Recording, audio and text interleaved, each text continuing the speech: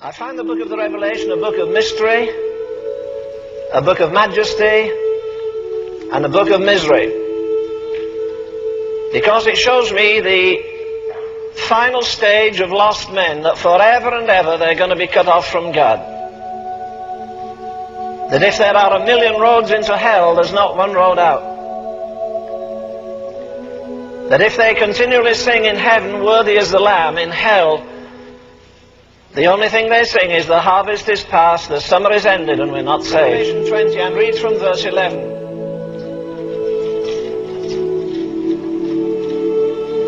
And I saw a great white throne, and him that sat upon it, from whose face the heavens and the earth fled away, and there was found no place for them.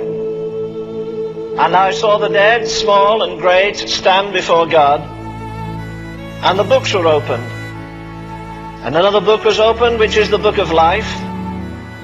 And the dead were judged out of those things which were written in the books according to their works.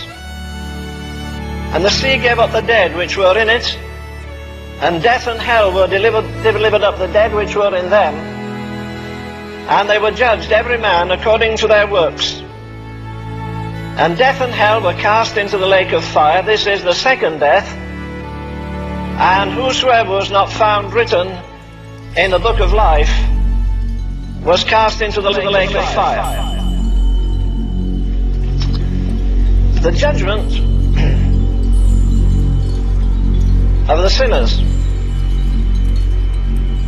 I saw a great white throne, typical obviously of purity, and him that sat upon it. Now we read these things and they kind of slide over our minds, but listen to the awesomeness of this. From whose face the heavens and the earth fled away, and there was found no place for them. And I saw the dead, small and great, stand before God, and the books were opened. And you can tell God you're not concerned about what this preacher says, but say, Lord, give me some new illumination on this awesome fact of judgment. We live too much in time, we're too earthbound. We see as other men see, we think as other men think. We invest our time as the world invests it. We invest our money. We're supposed to be a different breed of people. She's gagged and bound. She needs release in this awful hour in which we're living. And the only one that can bring that release is Jesus Christ himself. Why, even the disciples, well, what do you think of our Master now? He's even raising the dead. And Jesus says in John 5:28, listen, don't marvel at this. Oh, if this stirs you, wait, I've got a word for you. He says, the day is coming in the which all who are in the grave shall hear the voice of the Son of God, and they shall rise. Did you get that? From Adam, wherever he is right now, in the sands, in the dust, all who are in the grave shall hear the voice of the Son of God. You see, Jesus says, I am the resurrection and the life, and I believe he did rise from the dead. Not because of that long list in 1 Corinthians 15, but away at the end of the book of Revelation, he says, I am he that liveth and was dead, and behold, I am alive forevermore. And I have the keys of death and hell. Don't you believe that old bachelor in Rome? You don't know who he is? Well, it's the Pope. He says he has the keys, not on your life. Jesus has the keys of death and of hell. And at the voice of the Son of God, won't that be amazing when he says, rise, all that are in the sea and all that are in the grave. I crossed the Atlantic, I guess, about 18 times on the Queen Mary, Queen Elizabeth, United States, and after dinner at night, when people went to smoke and drink and dance and everything else, I walked up and down the deck, and almost every time I crossed it, I looked overboard and I said, hey, you down there, you're going to get up one day. You buccaneers who died in the Spanish Main, stealing treasures, and the folk that sank in the Lusitania, and the people that sank in the Titanic, and the people that sank in all the great ships during the war, at the voice of the Son of God, they're going to rise. Millions of them, billions of them, trillions of them. And they're all going to stand at the judgment seat of Christ. That's going to be a spectacle. Oh, where is it going to take place? I don't know. You see, this book of the Revelation is not only at the end of the Bible, but it deals with the end of time, and then it deals with things that happen at the end of the time. And it's the only book in the world which is authentic. And everyone that is dead is going to hear the voice of the Son of God. Look for a minute at that 6th chapter in the Revelation. Look at verse 12. And I beheld, when he had opened the 6th seal, lo, there was a great earthquake. The sun became black as sackcloth of hair, and the moon became as blood, and the stars of heaven fell to the earth, even as a tree casteth her untimely figs when she is shaken of a mighty wind. And the heaven departed, and as a scroll when it is rolled together. And every mountain and island were moved out of their places. And the kings of the earth, and the great men, and the rich men, and the chief captains, and the mighty men, and every bondman, and every freeman, they hid themselves in the dens and in the rocks of the mountains, and said to the mountains and rocks, fall on us, and hide us from the face of him that sitteth on the throne, and from the wrath of the Lamb, for the great day is come. In the end of the book of the Revelation, it says of the redeemed, which is in the other judgment, that they're going to come and they long to see his face.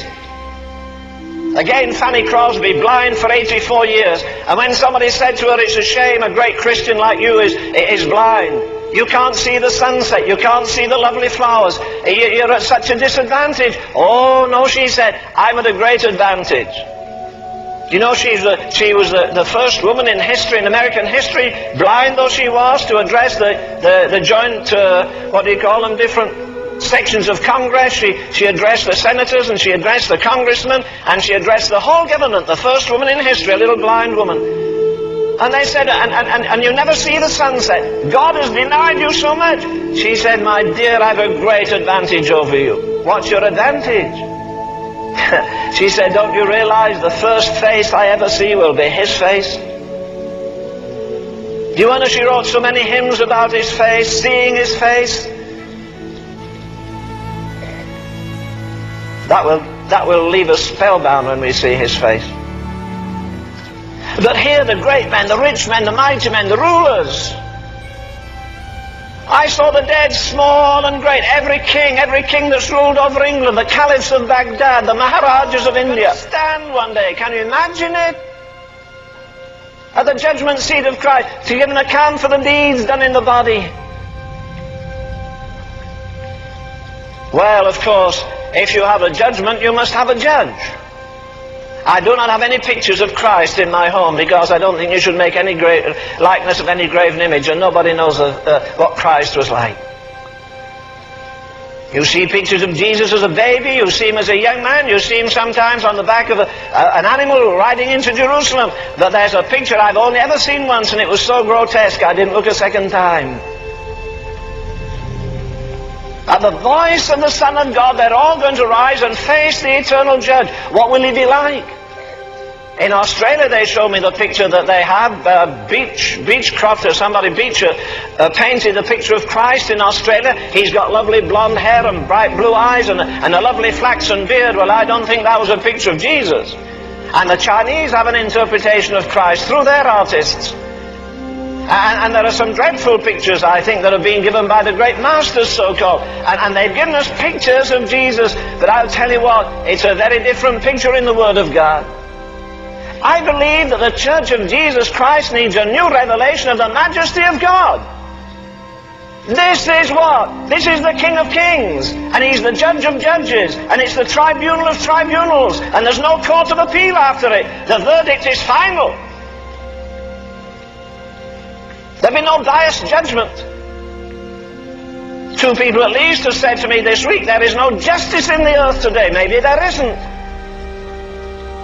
But I hang on to a word that says, shall not the Judge of all the earth do right?